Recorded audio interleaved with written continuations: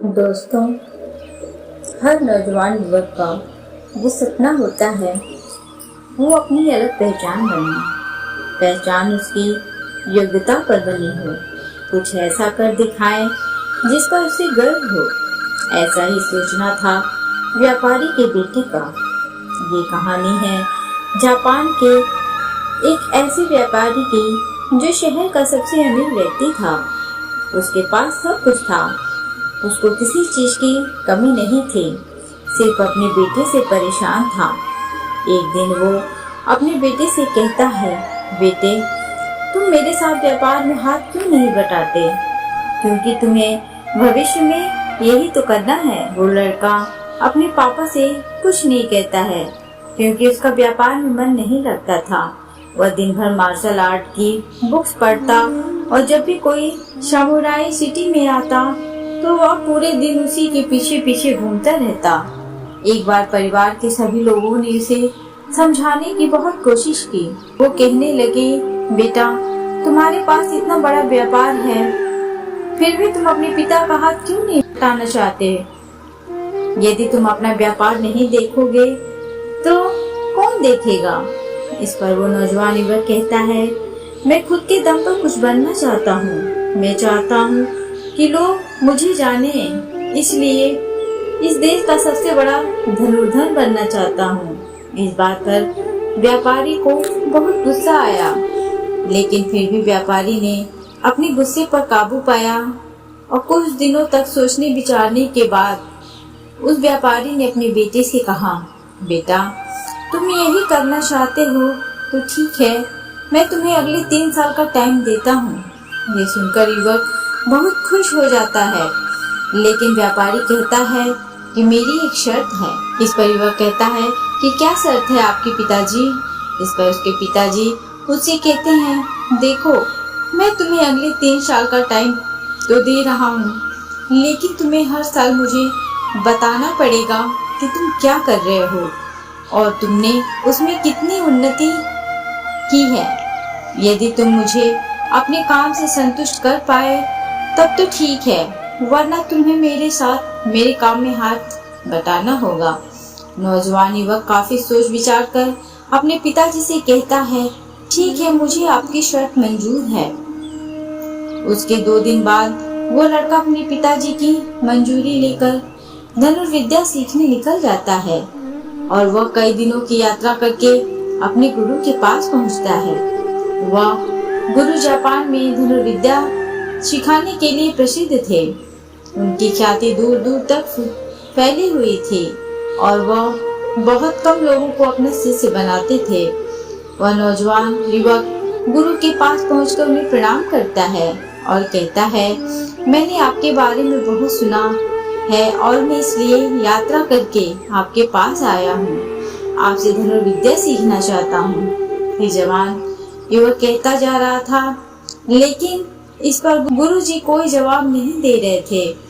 तो इस पर युवक ने अपने घर में बीती सारी बातें गुरु को बता दी और उसने ये भी बता दिया कि किस तरह से उसके पिताजी ने उसके सामने कैसे शर्त रखी है कि यदि वो अपने जीवन में सफल ना हो पाया तो उसने अपने जीवन में वह ना कर पाया जो वो करना चाहता है, तो उसको व्यापार आगे बढ़ाना होगा।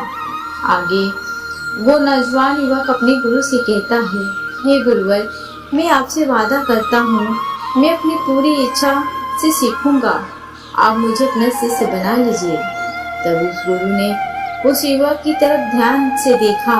उन्होंने देखा कि वो अपने साथ काफी सामान लेकर आया था और उसके साथ उसके 2 हेल्पर भी थे। तभी गुरुजी ने कहा, यदि तुम धनुर्विद्या सीखना चाहते हो तो सबसे पहले इन चीजों को छोड़ना होगा, इसलिए इन कीमती सामान को अपने घर भेज दो। उसने अपने गुरु की आज्ञा का पालन किया। उसने अपना सारा सामान अपने हेल्पर की हेल्प से वापस भेज दिया। आगे गुरुवर उसे उस नौजवान युवक से कहते हैं, यदि तुम धनुर्विद्या सीखना चाहते हो तो तुम्हें 2 शर्त माननी होगी। उस पर लड़का कहता है, आप जो कहेंगे मैं वो सब करूँगा, लेकिन आप मुझे अपना शिष्य बना लीजिए। तभी गुरुजी कहते हैं, तुम्हें भी सिंपल लोगों की तरह जीवन जीना होगा और सारे काम तुम्हें खुद ही करने होंगे। इस पर नौजवान कहता है कि जी गुरुवर, जैसा आप कहें।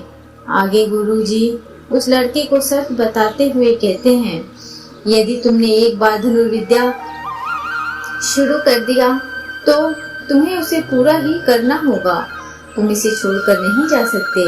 इस पर लड़का कहता है, आप जैसा कहें, मुझे सब मंजूर है। बस गुरुवर, आप मुझे अपना शिष्य बना लीजिए। तब उस गुरु ने उसे अपना शिष्य बना लिया, लेकिन लड़का ये नहीं जानता था उस गुरु की सिखाने का तरीका बहुत अलग है। एक दिन गुरु ने उस नौजवान युवक को बुलाया और कहा, बेटा, तुम उठते बैठते हो, चलते फिरते हो, इसी तरीके से तुम निशाना लगाते हो, इसलिए तुम्हें सबसे पहले सचेत होना होगा। तुम्हें जानना होगा कि तुम्हें क्या करना है, इसलिए तुम्हें आज से ही सारे काम सचेत होकर करना है। ऐसा तब तक करो जब तक कि तुम्हारी हॉबी ना बन जाए। वो अपने कामों पर ध्यान देने लगा। वो अपने चलने फिरने पर ध्यान देने लगा।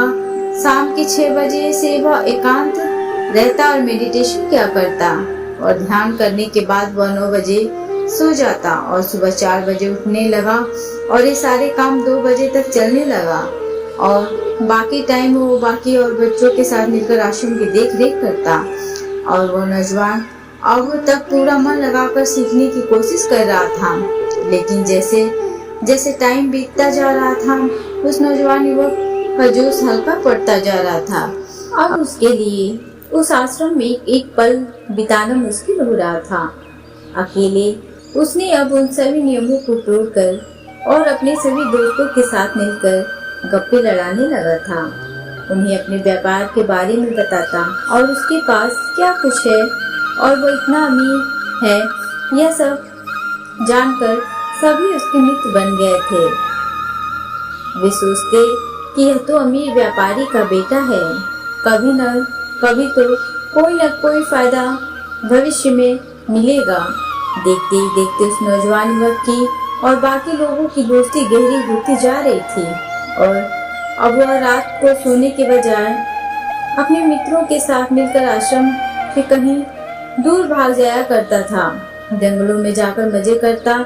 इस कारण बस वह सुबह नहीं उठ पाता था, इसी वजह से वह ध्यान भी नहीं कर पाता था। एक दिन गुरुवर ने उसे अपने पास बुलाया और बोले, बेटा, मैं जानता हूँ तुम रात को आश्रम में नहीं रहते हो और न ही मेडिटेशन करते हो। मैंने तुमसे पहले भी कहा था कि अगर तुमने इस विद्या को एक बार शुरू कर दिया तो खत्म करना पड़ेगा, और तो और तुमने मुझसे वादा किया था कि तुम पूरी निष्ठा के साथ सीखोगे, और अगर तुम ऐसा ही करते रहे तो 1 साल बाद जब तुम्हारे पिताजी तुमसे पूछेंगे कि तुमने इस साल में क्या किया, तुम उन्हें क्या जवाब दोगे। इस पर वो नौजवान वह कहता है कि हे गुरुवर, आप सच कहते हैं। जब मैंने शुरू किया था तब मेरे अंदर बहुत उत्साह था, मेरे अंदर धनुर्विद्या सीखने की जिज्ञासा थी। तब मैं यह नहीं जानता था कि अकेला रहकर मैं थक चुका हूँ और यह मुझे बहुत मुश्किल लगता है। मेरा एक एक पल मुझे काटने को दौड़ता है। मैं जब वही ध्यान करने को बैठता हूँ तो मेरा मन इधर उधर भागता रहता है और ध्यान में नहीं कर पाता, और मेरी चिंता और भी बढ़ जाती है। मुझे समझ नहीं आता कि यदि मैं ध्यान नहीं कर पाऊंगा तो अभ्यास को पूरा कैसे कर पाऊंगा। और साथ ही जब मैं एकांत में रहता हूँ तो मेरे मन में तरह तरह के विचार चलते रहते हैं। मैं इनसे पीछा छुड़ाना चाहता हूँ, मैं इनसे पीछा छुड़ा नहीं पाता। तब गुरुजी युवक से कहते हैं, बेटा, जिस अकेलेपन से तुम भागने की कोशिश कर रहे हो, इस अकेलेपन में बहुत ताकत होती है जिसे तुम्हें समझना चाहिए। किंतु फिर भी अगर तुम अभ्यास को छोड़ना चाहते हो तो मैं तुम्हें नहीं रोकूंगा, तुम जा सकते हो, लेकिन जाने से पहले मेरी एक बात मान लो। इस पर नौजवान युवक कहता है, ठीक है, बताइए आप क्या चाहते हैं। तभी गुरुवर कहते हैं, बेटा, यहाँ से 1 किलोमीटर की दूरी पर एक पहाड़ है, तुम्हें वहाँ पर पूरा दिन बिताना है और सुबह तुम्हें वहाँ पर एक बाज नजर आएगा। उस बाज की हरकतों पर तुम्हें ध्यान देना है। ध्यान रखना, उसका तुम्हें शिकार नहीं करना, बल्कि उसकी हरकतों पर तुम्हें ध्यान देना है। वह क्या कर रहा है, क्यों कर रहा है, उसे ध्यान से देखना है। उसकी हर एक हरकत को तुम्हें समझना है। जब तुम अगले दिन वापस लौट कर आओगे तो मैं तुमसे सिर्फ एक सवाल करूंगा। यदि तुमने उसका सही उत्तर दिया तो मैं तुम्हें जाने से बिल्कुल नहीं रोकूंगा। वह नौजवान सोच विचार करके उसके बाद वो अपने गुरु की बात मान जाता है। वह उनकी बात मानकर उस पहाड़ी की ओर चला जाता है। देखते ही देखते वह एक दिन में वह पहाड़ की चोटी पर पहुंच गया। उसने पूरी रात वहीं पर बिताई। अगली सुबह होने से पहले वो बाज को ढूंढने लगा। जब यहाँ वहाँ देख रहा था तब उसकी नजर पहाड़ की चोटी पर गई और देखा कि एक बाज चोटी पर बैठा हुआ है और पहाड़ के नीचे घाटियों में बड़े ध्यान से देख रहा था। वह नौजवान युवक उस बाज को देखकर छुप गया और छुपकर बाज की सारी हरकतों पर ध्यान देने लगा। उस नौजवान युवक ने देखा कि कुछ चरवाहे अपनी भेड़ बकरियों को उस घाटी में चरवाने लाए थे और तभी उस युवक की नजर उस बाज पर पड़ी। वो बिल्कुल शांत बैठा हुआ था, लेकिन तभी उसने उड़ान भरी और नीचे की ओर गोता लगाते हुए वह उन चरवाहों के पास पहुंचा। जब उन चरवाहों की नजर उस पर पड़ती है तब तक उसने उन भेड़ बकरियों में से एक बकरी के बच्चे को अपने पंजों में दबा लिया और उसे ले उड़ा। वह नौजवान युवक ये सब देखकर हैरान हो गया। वो समझ चुका था आखिर गुरुजी ने उसे यहाँ क्यों भेजा है, और वहाँ से वापस लौटा और अपने गुरु को वहाँ पर बीती सारी बातें बताता है। तभी गुरुवर उस युवक से कहते हैं, अच्छा तो तुम मुझे यह बताओ कि तुमने वहाँ पर क्या सीखा। तब वह नौजवान युवक कहता है, बाज बहुत ही चालाक है। काफी देर तक तो वह यहीं शांत रहा, लेकिन जैसे ही उसे अपना शिकार नजर आया उसने शिकार तय किया और एक उड़ान भरी और उड़ान के साथ वो अपने शिकार को ले उड़ा। इससे हमें यह सीखने को मिलता है कि वो बाज बहुत ही चतुर और बहुत ताकतवर है और साथ ही साथ वो बहुत तेज भी है। गुरुवर हंसते हुए कहते हैं, बेटा उस बाज को तुमने आज देखा है, लेकिन यदि तुमने उसे 2 महीने पहले देखा होता तो तुम उस पर यकीन नहीं करते। ऐसे बाज केवल पहाड़ी इलाकों में पाए जाते हैं और इन बाजों की उम्र करीबन 80 वर्ष होती है, लेकिन जब इनकी 40 की उम्र बीत जाती है तो ये शिकार नहीं कर पाते और एक बहुत बड़ा निर्णय लेना पड़ता है, क्योंकि इनका शरीर मृत्यु की ओर बढ़ने लगता है। लेकिन इनकी विशेषता तो यही है कि वो अपनी मृत्यु स्वीकार नहीं करते। बाज पीड़ा वाला रास्ता चुनता है और धीरे धीरे उड़ान भरकर एक ऐसी जगह पर पहुंच जाता है जहां बहुत शांति होती है और वहां जाकर सबसे पहले वो अपनी सबसे बड़ी कमजोरी अर्थात अपने चोंच को पत्थर पर मार मार कर तोड़ देता है। अपनी चोंच तोड़ने से ज्यादा कुछ भी पीड़ादायक नहीं है किसी भी पक्षी के लिए। वह इंतजार करता है चोंच के फिर से उगाने का।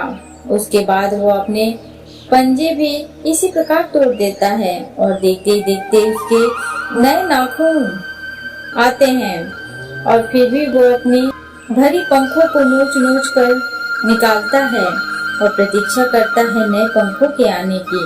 इस प्रक्रिया में 3 महीने लगते हैं और इनका नया पुनर्जन्म होता है और तब उसे मिलती है नई और भव्य उड़ान और फिर वो 35 वर्ष और जीता है नई ऊर्जा और सम्मान के साथ। आगे गुरुवर इस नौजवान युवक से कहते हैं, तुम उस बाज की तारीफ कर रहे हो जो अकेले रहना पसंद करता है, और तुमने देखा होगा कि जो भी ताकतवर इंसान है वो पहले अकेला ही रहता है, लेकिन जब वो व्यक्ति कमजोर है और उसमें कमियां हैं वो लोगों की भीड़ में छुपने की कोशिशें करते हैं। गुरुवर उस नौजवान से कहते हैं, यदि तुम अपने जीवन में सफल होना चाहते हो तो तुम्हें अकेले रहना पड़ेगा। तुम जो भी लक्ष्य चुनते हो उसे प्राप्त कर सकते हो। आगे गुरुवर उसे दूसरी बात बताते हैं, जो मौका तुम्हारे पास अभी है वो दोबारा नहीं होगा, इसलिए इस मौके की कीमत को समझो कि ये काम तुम्हें खुद को बनाने के लिए मिला है। तुम अपने जीवन में देखो और उसे समझो, उन कमियों को दूर करो। तुम तो बड़े शहर से हो और तुमने तो देखा होगा शहर के लोग अपना पालन पोषण करने के लिए क्या नहीं करते। न तो उनके पास अकेले रहने के लिए समय है, इसलिए वो खुद से भी बात नहीं कर पाते हैं। अकेलापन जिसे तुम बेकार समझते हो, ये मौका तुम्हें बनने के लिए ही मिला है। ये मौका दोबारा नहीं आएगा।